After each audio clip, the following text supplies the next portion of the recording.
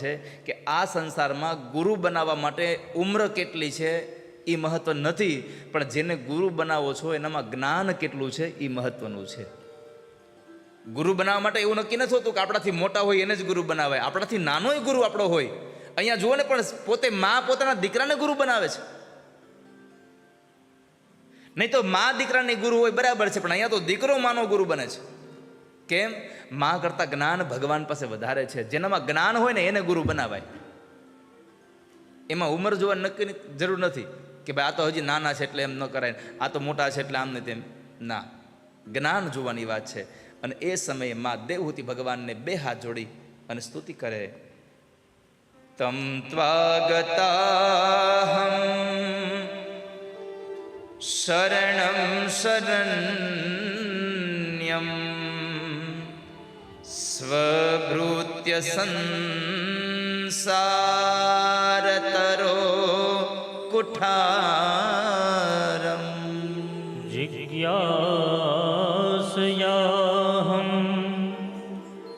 પ્રકૃતે પુરુષસ્ય નમામિ સદ્ધર્મવિદાં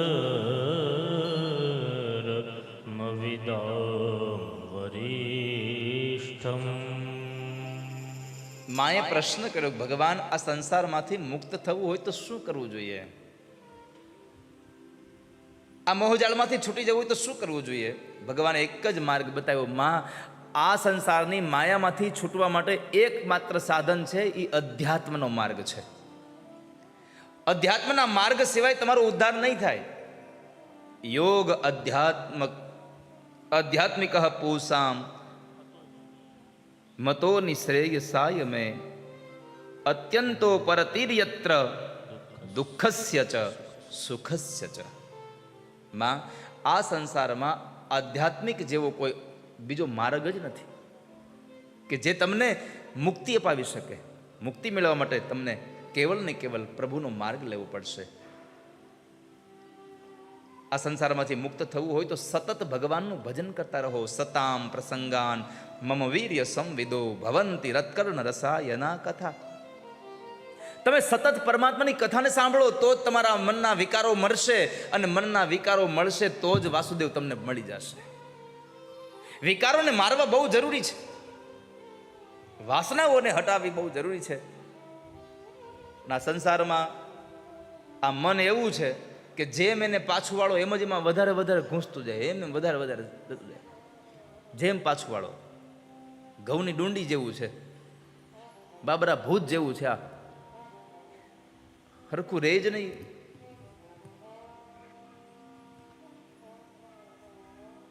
માં, મુક્તિ મેળવવા માટે એકમાત્ર સાધન છે સત્સંગ કરો. સતત પ્રભુના ભજનમાં રહ્યો, સતત તમે એમાં ધ્યાન રાખો. તમારું મન આડાવડું જવા જ ન દો. આને નવરું પડવા દો તો એ માથાકૂટ કરે ને ઊભી. આને નવરું જ ન પડવા દો ક્યારે. જેવું કામમાંથી નવરું થાય ભગવાનમાં લગાડી દો તરત પાછું, તરત જ ભગવાનમાં લગાડી દેવાનું.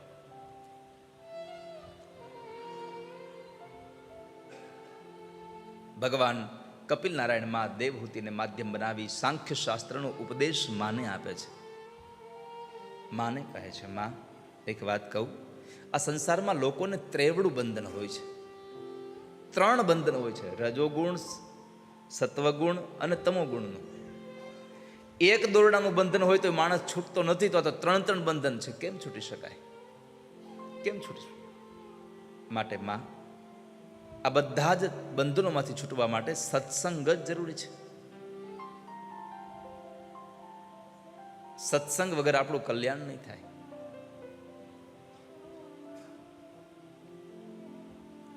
માટે સત્સંગ કરો, તમે સાધુનો સંગ કરો. તો માએ પ્રશ્ન કર્યો કે ભગવાન, સાધુ કોને કહેવાય? સાધુનું લક્ષણ શું? સાધુનું એક જ લક્ષણ છે, પ્રભુ પદ પ્રગટ કરાવત પ્રીતિ. પ્રભુ પદ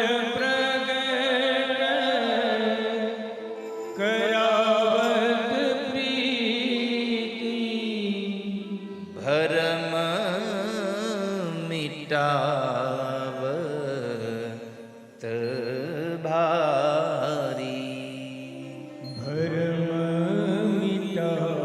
પ્રભુ પદ પ્રગટ કરાવત પ્રીતિ.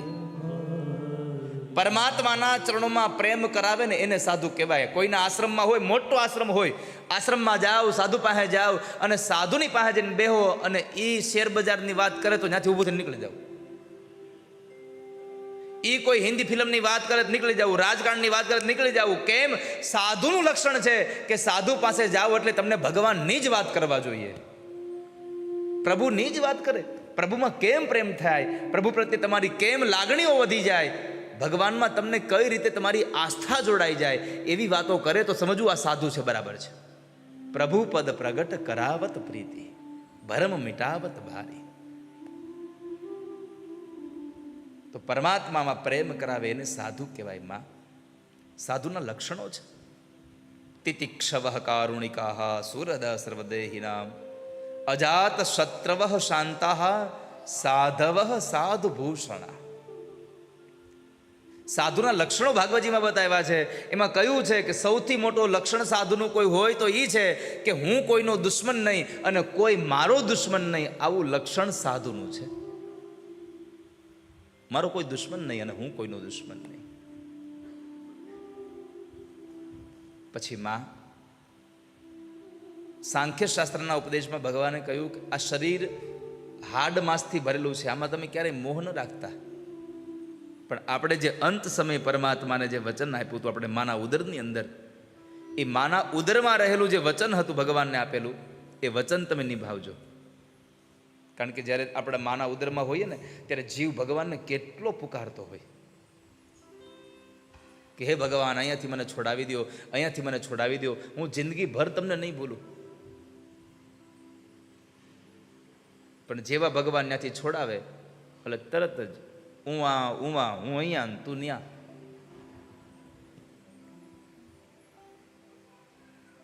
ભગવાનની આ માયામાંથી છૂટી કોણ શકે? માયામાંથી છૂટવાના પ્રયત્નો કરો ને જેવા કિનારે આવો ને ત્યાં જ બરાબર ભગવાન એકાદું પ્રલોભન આપી દે. આ સંસારમાં પ્રલોભન ભગવાન જ આપે છે, કસોટી કરે છે કે પ્રલોભનમાં જાય છે કે નહીં. પણ જેણે મનથી નક્કી કર્યું હોય કે હવે તો ગમે તેવા પ્રલોભન આવે ન જવું, એટલે પતી ગયું. રંકા બંકાની વાતું છે ને કે પતિ પત્ની હતા અને ભગવાનનું ભજન એટલું કરે કે કોઈની સંપત્તિ તરફ નજર ન નાખે. એક વખતના સમયે રાકા ને બાકા બે જતા હતા. આગળ આગળ પતિ ચાલે, પાછળ પાછળ પત્ની ચાલે.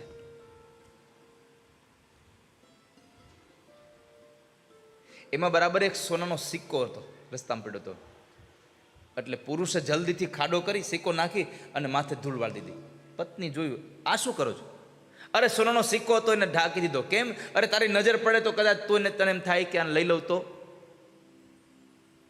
અને ત્યારે પત્ની કહ્યું કે તમારી સાથે રહી અને ભગવાનમાં એટલું ભજન લાગ્યું છે, હવે તો એક સિક્કો નહીં, કદાચ આખો હોનાનો ઢગલો આવે ને તો એના ઉપર મારું થૂકે ન બગાડો.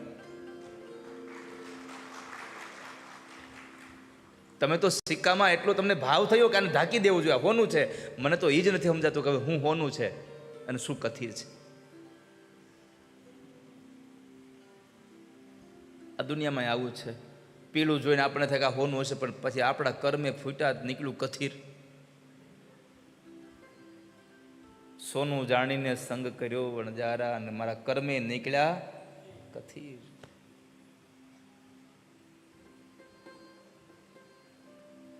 માં ગર્ભની અંદર જે ભગવાનને આપણે વાયદો આપ્યો છે એ ભૂલાઈ ન જાય હો.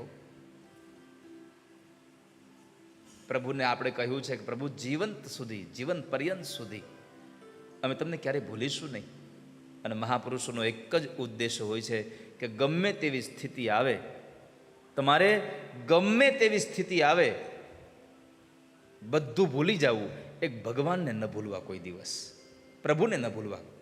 આપણા સંતાનોને જ્યારે આપણે કંઈક આપવું હોય ને, આપણે જવાનું ટાણું આવે ને કે હવે બસ કંઈને નક્કી નહીં, કંઈ વૈયા જાય, તો છોકરાઓને લખીને દેવું કે છોકરાઓ 2 વાત લખીને જાઉં છું, આ 2 વાતને યાદ રાખજો. એક, ગમે તેવી પરિસ્થિતિ આવે એમાં ભગવાનને ન ભૂલતા, અને બીજું, અનિતિનું લેવાનો ક્યારેય વિચાર ન કરતા. બસ આનાથી તમે સુખી થશો. આ 2 વિચારો દરેક મા બાપ પોતાના સંતાનોને દઈને જાય.